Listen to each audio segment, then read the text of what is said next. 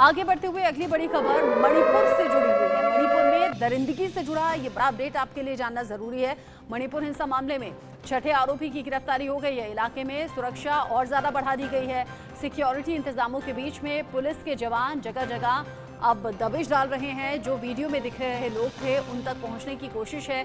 जो मुख्य आरोपी था उसके घर को तो फूंक दिया गया। खासतौर से जो महिलाएं हैं वो अभी बहुत ज्यादा गुस्से में नजर आ रही हैं। दो महिलाओं को निर्वस्त्र करके घुमाया जाना, उनके साथ गैंग रेप की घटना को अंजाम देना, उनके शरीर को पूरे तरीके से नोचना या फिर छेड़छाड़ करना, वो तस्वीरें देश में हर किसी को दिल को झकझोर देने के लिए काफी थी। ऐसे में मणिपुर को लेकर अलग अलग जो देश के हिस्से हैं वहां पर प्रोटेस्ट तो हो रहा है, लेकिन साथ ही साथ अपडेट आप जानिए। आरोपियों में अब 6 आरोपी गिरफ्तार हो चुके हैं। छठे आरोपी तक भी पुलिस पहुंची है।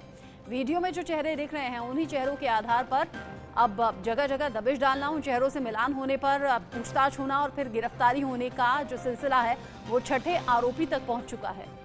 मणिपुर में महिलाओं के साथ दरिंदगी के बाद पूरा देश गुस्से में है और ऐसे में अब दिल्ली महिला आयोग की अध्यक्ष स्वाति मालीवाल ने भी मणिपुर का रुख किया है। मणिपुर के लिए रवाना होने से पहले स्वाति मालीवाल ने क्या कहा, सुनिए आप। इस तरीके के केसेस सामने आएंगे और वहाँ के मुख्यमंत्री ये बोलेंगे कि कई 100 केसेस हो रहे हैं और हम उनका कॉग्निजेंस नहीं ले पा रहे हैं, तो बिल्कुल मैं वहाँ पर भी जाऊँगी। और मैं वहाँ पर एज एन एक्टिविस्ट जा रही हूँ, एज अ वुमन जा रही हूँ, and I know that there is a risk involve. मैं फिर भी जा रही हूँ क्योंकि हम सब ने वो वीडियोज़ देखी हैं और वो वीडियोज़ दिल को बिल्कुल दहला देने वाली हैं। और उन लड़कियों तक अभी तक मदद पहुंची है या नहीं, और उन जैसी बहुत सारी जो लड़कियां और हैं उन तक मदद पहुंची है या नहीं, इसको जानने के लिए जा रही हूँ। सिर्फ मदद करने के लिए जा रही हूँ। मणिपुर सरकार को मैं भी आश्वासन दे रही हूँ कि मैं वहाँ पर कोई प्रॉब्लम क्रिएट करने नहीं जा रही। सिर्फ और सिर्फ उन लड़कियों तक पहुंचकर, पहले तो मणिपुर सरकार ने मुझे बोला कि आ जाइए, फिर सडनली उनका मेरे पास एक पत्र आया जिसमें उन्होंने मुझे कहा है कि मुझे अपनी विजिट पोस्टपोन करने का उन्होंने सुझाव दिया है क्योंकि वहाँ पे लॉ एंड ऑर्डर प्रॉब्लम है। तो मणिपुर में लॉ एंड ऑर्डर प्रॉब्लम है, इसीलिए तो मैं मणिपुर जाना चाहती हूँ और वहाँ जितनी सेक्सुअल असॉल्ट सर्वाइवर्स हैं उनसे मैं मिलकर उनकी मदद करना चाहती हूँ। मुख्यमंत्री जी मणिपुर के खुद कह रहे हैं कि ऐसे कई 100 केसेस हुए हैं, तो उन सेक्सुअल असॉल्ट सर्वाइवर्स तक सरकार पहुँच पाई है या नहीं, उन तक कोई रिलीफ पहुँचा या नहीं, वो किस तरीके के डर में जी रही हैं, वो उन तक काउंसलिंग पहुँची है, लीगल एड पहुँची है, कॉम्पनसेशन पहुँची है, कोई धमकियाँ तो नहीं मिल रही, ये सारी चीज़ों का जायजा लेने और उनकी मदद करने मैं वहां जाना चाहती हूं। मणिपुर मामले पर विपक्ष के तीखे तेवर को लेकर बीजेपी नेता हरनाथ यादव ने कहा कि विपक्ष सिर्फ इस मामले को लेकर राजनीति कर रहा है। किस तरह के आरोप उन्होंने लगाए, सुनिए हम। बात यह है कि कांग्रेस और विपक्षी दल मणिपुर में हुई, मणिपुर वास्तव में बहुत दुखद घटना हुई और उतनी ही दुखद राजस्थान के अंदर, पश्चिम बंगाल के अंदर और बिहार के अंदर घटनाएं हुई हैं। तो समान दृष्टि से उन सब की निंदा करनी चाहिए और ऐसे तत्वों के खिलाफ कठोरतम कार्रवाई के लिए सन्नद्ध होकर खड़ा होना चाहिए। परंतु कांग्रेस और जितना भी विपक्षी दल हैं, ये मणिपुर तो इनको दिखाई देता है, राजस्थान में तो उन्हीं की पार्टी के मंत्री ने पूरी तरीके से उनके चेहरे को काला कर दिया, कांग्रेस और अशोक गहलोत के चेहरे को। और इसके बाद भी इतनी बेशर्माई से बोलना, यह आश्चर्य में डालने वाली बात है। महिलाओं पर कहीं भी अत्याचार हो रही है, अशिष्टता हो रही है, अभद्रता हो रही है, वो सब निंदनीय है और वहाँ की राज्य सरकारें उस पर कदम भी उठाएंगी। मगर आप मणिपुर की घटना को ढकने के लिए यदि इन सबको एक बहाने के रूप में इस्तेमाल कर रहे हैं, चाहे वो अनुराग जी हों या कोई और भाजपा का नेता हो, तो ये उनका कदम निंदनीय है और वो मणिपुर के अपराध से मुक्त नहीं हो सकते इस तरीके के उदाहरणों को देख करके। जो मणिपुर के अंदर महिलाओं के साथ इस हद तक जुल्म हो रहा है कि सुप्रीम कोर्ट को सो मोटो एक्शन लेना पड़ रहा है और सिर्फ अमित शाह को खुश करने के लिए, मोदी को खुश करने के लिए एक आदमी इस तरीके के बयानात देता है, इसकी मैं निंदा करता हूं।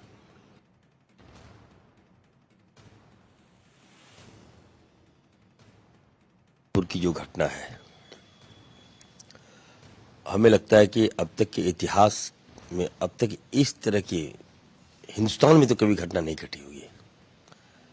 जिस प्रकार भाजपा शासित राज्य में हमारी बहनें सेफ नहीं है, हमारी माताएं सेफ नहीं है, खुलेआम बताइए साहब, एकदम निवस्त करके एकदम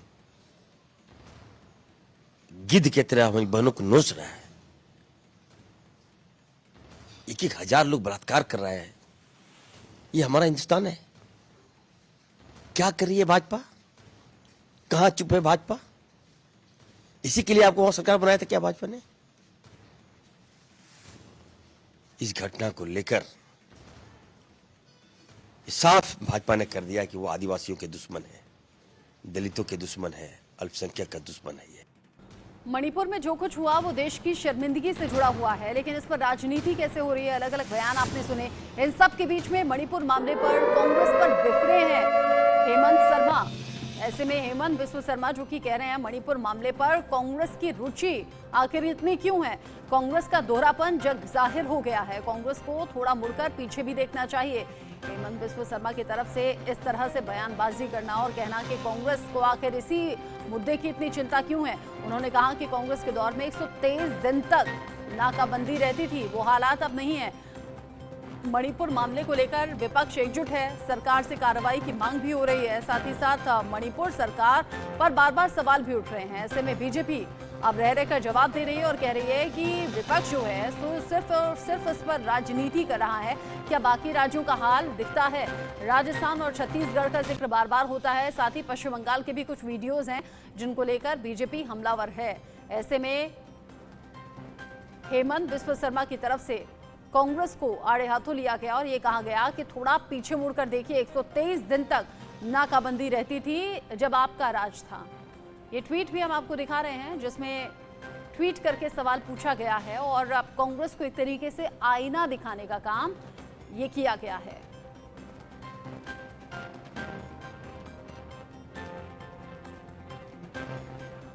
असम के मुख्यमंत्री हेमंत बिस्व शर्मा के बयान पर कांग्रेस नेता सुरेंद्र राजपूत ने पलटवार किया है। क्या कहा पलटवार में, ये भी सुनिए। कहीं ना कहीं एथनिक क्लिंजिंग जैसा काम भारतीय जनता पार्टी की सरकार में अगर हो रहा है तो ये शर्म का विषय हेमंत बिस्व शर्मा आपकी सरकार के लिए है, नरेंद्र मोदी जी के लिए है। आप लोग संविधान को कुचल रहे हैं और जिस तरीके से मणिपुर में महिला नग्न दिखाई दे रही है, आपकी सरकार यानी मोदी सरकार का इकबाल नग्न हो रहा है। वहाँ इधर उधर की बात छोड़ करके मणिपुर को संभालिए, असम को संभालिए।